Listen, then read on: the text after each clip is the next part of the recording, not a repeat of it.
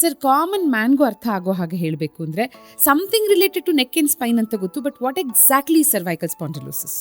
ಅದು ಕಾಯಿಲೆ ಅಲ್ಲ, ಆಯ್ತಾ? ಅದು ಡಯಾಗ್ನೋಸಿಸ್ ಅಲ್ಲ, ಅದು ಕಾಯಿಲೆ ಅಲ್ಲ. It is a radiological finding. ಏನು ಸ್ಪಾಂಡೈಲೋಸಿಸ್ ಅಂತಂದ್ರೆ ಅಂದ್ರೆ ಸಿಂಪಲ್ ಟರ್ಮ್ಸ್ ಅಲ್ಲಿ ಅಂತಂದ್ರೆ degeneration of the spine, wear and tear of the spine ಆಗಿ ಕೆಲವೊಂದಷ್ಟು ಚೇಂಜಸ್ ಕಾಣಿಸ್ಕೊಳ್ಳುತ್ತೆ ಸ್ಪೈನ್ ಅಲ್ಲಿ. ಅಂದ್ರೆ ಈಗ ಸ್ಪೈನಿಗೆ ವೇರ್ ಅಂಡ್ ಟೇರ್ ಆದಾಗ ದೇಹ ಅದಕ್ಕೆ ಒಂದು ಸ್ವಲ್ಪ ಪ್ರತಿಕ್ರಿಯೆ ಕೊಡುತ್ತೆ. ಯಾವ ರೀತಿ ಅದನ್ನ ನಾವು ಪರಿಹಾರ ಮಾಡ್ಕೋಬಹುದು ಅಥವಾ ಅದನ್ನ ತಡೆಗಟ್ಟಕ್ಕೆ ಏನ್ ಮಾಡ್ಕೋಬಹುದು, ಸ್ವಲ್ಪ ಅದರ ಎಫೆಕ್ಟ್ ಮಿನಿಮೈಸ್ ಮಾಡ್ಕೊಳ್ಳೋಕೆ ಅಂತ ಹೇಳಿ ಸ್ಪೈನಲ್ಲಿ ಚೇಂಜ್ಗಳಾಗುತ್ತೆ.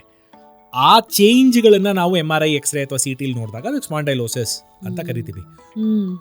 ಸಾಕಷ್ಟು ಜನ ಸ್ಪಾಂಡೈಲೋಸಿಸ್ ಇರೋರು ಒಂದು ಚೂರು ಸಿಂಪ್ಟಮ್ ಇಲ್ಲದೆ ನಾರ್ಮಲ್ ಆಗಿದ್ದಾರೆ ಇರ್ತಾರೆ. ಅದೇ ರೀತಿ ಬೆನ್ನಿನ ತೊಂದರೆ ಅಥವಾ ಸ್ಪೈನಿನ ತೊಂದರೆ ಆಗಿ ನೋವು ಅನುಭವಿಸಿ ಅಥವಾ ಬೇರೆ ತೊಂದರೆಗಳನ್ನು ಅನುಭವಿಸಿ ಅದ್ರ ಜೊತೆಗೆ ಸ್ಪಾಂಡೈಲೋಸಿಸ್ ಇರೋದು ಅಥವಾ ಸ್ಪಾಂಡೈಲೋಸಿಸ್ ಇಂದ ಆ ತೊಂದರೆಗಳಾಗೋದು ಇದೆ, ಇಲ್ಲ ಅಂತಲ್ಲ. ಆದ್ರೆ ಸ್ಪಾಂಡೈಲೋಸಿಸ್ ಇರೋ ಎಲ್ರಿಗೂ ತೊಂದರೆ ಆಗತ್ತೆ ಅನ್ನೋ ತಪ್ಪು. It is just a radiological finding. ಒಂದು ಫೋಟೋ ನೋಡಿ ಅದರಲ್ಲಿ ಇದಿದೆ ಅಂತ ಹೇಳುವಂತ ಒಂದು ಪದ ಅಷ್ಟೇ. ಅದು ಕಾಯಿಲೆ ಅಲ್ಲ. ಸೊ ಅಬವ್ 60 ಅಂತೂ MRI ಮಾಡಿಸಿದಾಗ almost 85 to 90% of the population ಇದು ಕಂಡು ಬರುತ್ತಲ್ವಾ? ಹೌದು.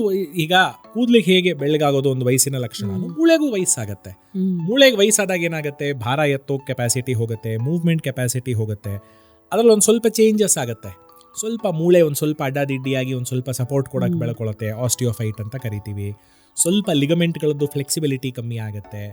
ಸ್ವಲ್ಪ ಜಾಯಿಂಟ್ಗಳ ಒಳಗಡೆ ಆರ್ಥ್ರೈಟಿಸ್ ತರ, ಸ್ಪೈನಿನ ಜಾಯಿಂಟ್ ಒಳಗೂ ಆರ್ಥ್ರೈಟಿಸ್ ಆಗುತ್ತೆ. ನೀರಿನ ಪ್ರಮಾಣ ಕಮ್ಮಿ ಆಗುತ್ತೆ, ಅದೊಂದು ಸ್ವಲ್ಪ ಮೂವ್ಮೆಂಟನ್ನು ಕಮ್ಮಿ ಮಾಡ್ಕೊಳ್ಳುತ್ತೆ.